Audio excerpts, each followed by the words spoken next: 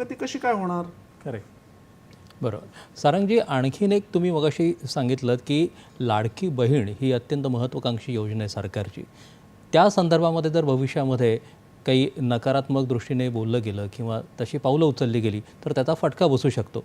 त्याच वेळेला आज राज ठाकरे यांनी देखील आपली पत्रकार परिषद घेतली आणि त्यामध्ये सांगितलं की या योजनेमुळे राज्य कंगाल होईल अशी भीती त्यांनी व्यक्त केली. यावरती आपलं काय मत आहे ते? आणि आदित्य ठाकरेंबद्दल तुम्ही त्यांचा तो एक मुद्दा होता की उद्योग बाहेर नेले जात आहेत या काळामध्ये, आपल्या राज्याच्या बाहेर जात आहेत आणि त्याच वेळेला गेल्या लोकसभेपासूनचा जो त्यांचा आक्षेप अदानी या उद्योगपतींवरती आहे तो देखील त्यांनी मांडला होता.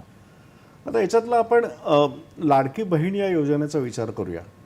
याच्यामध्ये बहिणींच्या हातामध्ये पैसे म्हणजे महिलांच्या हातामध्ये पैसे देतात हा टीकेचा पूर्वार्ध झाला. याचा आपण उत्तरार्ध समजून असा घेतला पाहिजे की महाराष्ट्रामध्ये समजा 2 कोटी महिलांच्या हातामध्ये दर महिन्याला समजा 1,500 रुपये पडले तर ही रक्कम त्या महिला घरात ठेवत नाहीत किंवा खिशात ठेवत नाहीत, त्या ती खर्च करतात आणि ती वेगवेगळ्या गोष्टींसाठी खर्च करतात. शाळांसाठी मुलांचा खर्च करतात, कपड्यांसाठी खर्च करतात, अन्नधान्यासाठी करतात. याच्यामुळे अब्जावधी रुपयांची रक्कम ही महाराष्ट्राच्या अर्थव्यवस्थेमध्ये ओतली जाते आणि ती कुठे ओतली जाते ते वरच्या स्तरामध्ये उच्च मध्यम वर्गात ओतली जात नाही. ती अत्यंत ग्राउंड लेवलला निम्न पातळीवरती अशा प्रकारची मोठी रक्कम ही दर महिन्याला अर्थव्यवस्थेमध्ये येते. याच्यामधून जो अर्थव्यवस्थेला मोठी चालना मिळणार आहे, याच्यातून जी मोठी रोजगार निर्मिती होणार आहे, याच्याकडे पण विरोधकांनी किंवा राज ठाकरे यांच्यासारखे जे टीकाकार आहेत त्यांनी याच्याकडे लक्ष द्यायला हवं की हा केवळ त्या महिलांना पैसे देण्याचा मुद्दा नसून त्या महिलांचं त्याच्यामधून होणारं सबळीकरण किंवा कुटुंबाचं सबळीकरण किंवा त्या कुटुंबामध्ये शिक्षण, आरोग्य या गोष्टींना मिळणारं या रकमेतून प्रोत्साहन. म्हणजे अगदी खेडेगावात आपण जर गेलो तर अक्षरशः 500 रुपयांसाठी 1000 रुपयांसाठी अशा प्रकारे उपचार अडू शकतात अनेक वेळेला किंवा रोजचा प्रवास करायचा असतो. आता आपल्या एसटीच्या प्रवासामध्ये जी महिलांना सवलत मिळाली त्याचा आपण जर बघितला परिणाम असा झाला की याच्यामुळे एसटीचं एकूण उत्पन्न वाढलं. बरोबर. याचं कारण 50% सवलत घेऊन प्रवास करणाऱ्या महिलांची संख्या जशी वाढली त्याचप्रमाणे त्या महिलांबरोबर जाणारे पुरुषही वाढले ना, ते 100% भाडं भरतायत. बरोबर. त्याच्यामुळे एसटीचं एकूण सगळं चलनवलन वाढलं. एसटी पहिल्यांदाच काही महिन्यापूर्वी पहिल्यांदाच फायद्यामध्ये आली. थोडक्यात अशा योजनांमधून अर्थव्यवस्थेला मिळणारी जी चालना आहे हा मुद्दा लक्षात घ्यायला हवा आणि महिलांच्या योजनेकडे पण मी त्याच अर्थाने बघतो.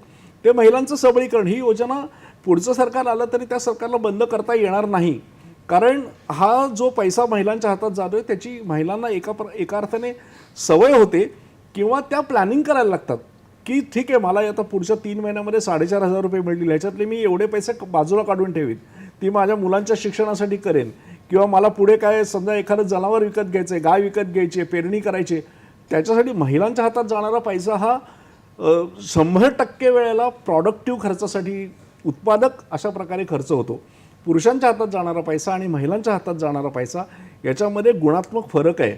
महिला या कुटुंबाकडे लक्ष देतात, कुटुंबावरती केंद्रित करतात आणि खर्चसुद्धा त्यांचा सगळा कुटुंब केंद्रीय असतो. त्यामुळे महिलांच्या हातामध्ये जाणारा पैसा हा एका अर्थाने चालना देणारा असतो. आणि मला असं वाटतं की ही लाडकी बहीण योजना महाराष्ट्रामध्ये आली ती केवळ निवडणुकीच्या अंगाने आपण पाहता कामा नये की मध्य प्रदेशामध्ये ही योजना यशस्वी झाली आहे आणि मध्य प्रदेशामध्ये ती योजना लागू केल्यानंतर अनेक पाहण्या झाल्या. त्या पाहण्यांमधून हे लक्षात आलं की ग्रामीण भागातल्या महिलांच्या हातामध्ये हा पैसा आल्यामुळे अर्थव्यवस्थेला कशा प्रकारे चालना मिळाली. त्या जेव्हा खरेदीला जातात तेव्हा अतिशय छोटे विक्रेते असतात किंवा वस्त्र विणणारे कारागीर असतात किंवा चपला बांधणारे कारागीर असतात, त्यांचाही रोजगार त्याच्यातून वाढतो, खेळणी विकणाऱ्यांचा वाढतो. या सगळ्या याच्यातून एक मोठं आर्थिक चलनवलन होतं. हा मुद्दा त्यातला आहे. त्याच्यातला एक दुसरा भाग असा आहे की गेली काही वर्ष भारतामध्ये अशा प्रकारचं सगळ्या योजनांचं एक मोफतीकरण म्हणजे ज्याला म्हणतो आपण की तशी एक प्रकारे सगळ्या राजकीय पक्षांमध्ये एक प्रकारची सुप्त किंवा उघड अशी स्पर्धा चालू झालेली आहे. त्याच्यामुळे आता महाराष्ट्रामध्ये जे विरोधक असं म्हणतात की ही लाडकी बहीणमुळे योजनेमुळे का इतर योजनांमुळे तिजोरी रिकामी होतीये, त्यांना असा प्रश्न विचारता येईल की समजा जर उद्या तुम्ही सत्तेत आलात तर तुम्ही या सगळ्या योजना बंद कराल का? आणि मग पैसा तुम्ही तो दुसरीकडे वळवाल का? दुसरीकडे पैसा वळवायचा असेल तुम्हाला तर अर्थसंकल्पाचं एकूण जी चौकट आहे ती आधीच आखायला लागेल. आज अजित पवार जे म्हणत होते की या सगळ्याचा हिशेब आणि विचार आम्ही केला आहे आणि या खर्चाची तरतूद आम्ही केली आहे. महाराष्ट्र हे गरीब राज्य नाही आहे, महाराष्ट्र हे श्रीमंत राज्य आहे आणि महाराष्ट्रामध्ये थेट महिलांना कमी उत्पन्न त्याच्यासाठी अटी आहेत. म्हणजे महाराष्ट्रातल्या ज्या नोकरदार महिला आहेत किंवा ज्या श्रीमंत घरांमधल्या महिला आहेत त्यांच्याकडे हा पैसा जातो हा समज चुकीचा आहे.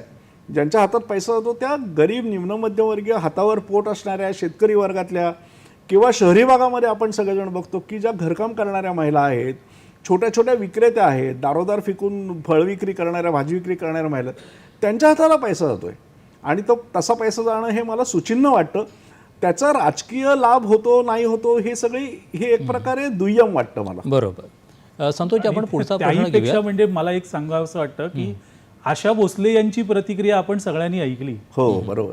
म्हणजे त्या स्वतः म्हणाला की त्या काळात जर मला 1,500 रुपये मिळाले असते तर मी 2 वेळेस जेवू शकले असते. म्हणजे ही परिस्थिती महाराष्ट्रात आजही आहे आणि यासारखी मोठी प्रतिक्रिया असूच शकत नाही या योजनेबद्दल. बरोबर. संतोषजी, आपण पुढचा प्रश्न घेऊयात.